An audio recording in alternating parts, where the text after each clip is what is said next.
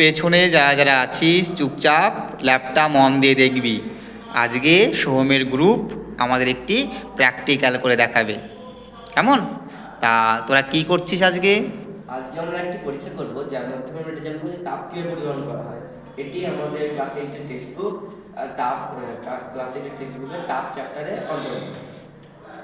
আমাদের পাঠ্যানুসারে বলা হয়েছে যে একটি কাগজের কাপে যদি আমরা জল ঢেলে রাখি তাহলে কাগজটি পুড়বে না।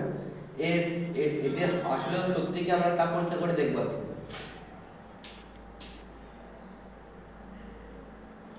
প্রথমে আমরা এই কাগজে জল ভর্তি করেছি এবং এটিকে আগুনের উপর দিয়ে দেখবো।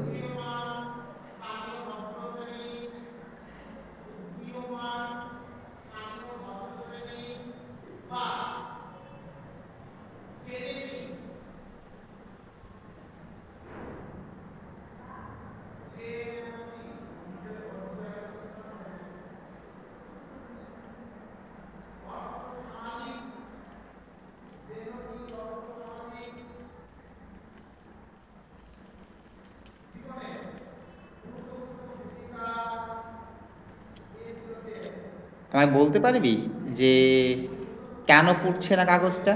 হ্যাঁ, বল। আমরা এই কাগজটা পড়ছি না কারণ হলো কাগজের গলনাঙ্ক হচ্ছে 233°C। এই উষ্ণতাতে পৌঁছে গেলে কাগজ পুরোটাই পুড়ে যায়, ছাই হয়ে যাবে।